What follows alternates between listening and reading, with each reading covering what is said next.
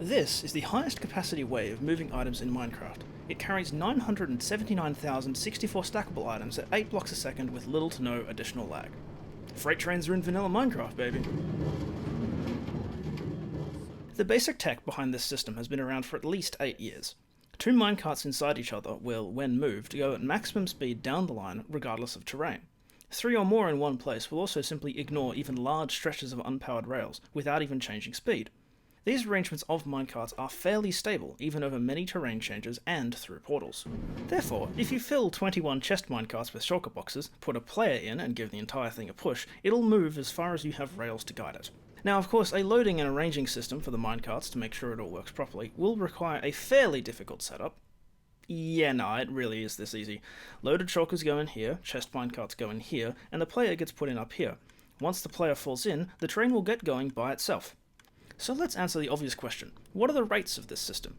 The thing is, the concept of rates kind of breaks down at this scale. This cobble farm by Lord Peaky on Reddit produces a whopping 1.6 million items per hour, which requires a train to be launched an insanely fast one every 36 minutes.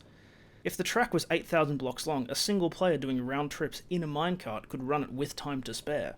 But, for the sake of argument, let's say you have both an unloading system that can handle it and a farm or farms that can output at that level. A series of trains being loaded at 1 hopper speed could move 15.5 million items in 1 hour. Here are the train frequencies required to keep up with some recent high rate farms for comparison. Now, for unloading, you can simply run the pile of minecarts over some hopper minecarts, or use Noob and Hell's one-wide tilewall minecart separator to move each cart to their own unloading system. So what's the catch? Well, there are a couple. Logistically, you'll need to craft all the rails yourself and place them, as well as mob-proof the entire track. Each train will also need 567 shulker boxes to run at full capacity, so you should really get around to building that shulker farm. The biggest problem with this system is that it hates corners. Curved track disrupts the layouts of minecarts within the stack, and many curves can leave carts behind or even stop them altogether, leaving them shaking in fear. With that in mind, I strongly recommend building a system like this on the nether roof, which will minimise both terrain changes and corners.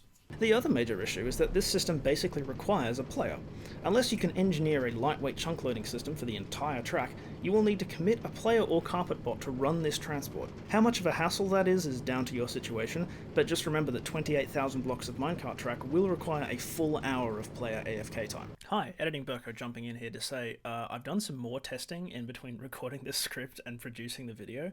This system is a lot more directional and unstable than I thought it would be. I need to look into it more. I will have a follow-up video with a fully integrated system, some other collaboration work, and working out all the issues with this to make it work perfectly in your world.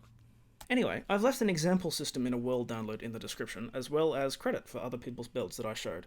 If you've got any questions about this system, you can use the comments below or contact me on Twitter or Discord, both of which are linked below. Thank you for watching, I will see you next time.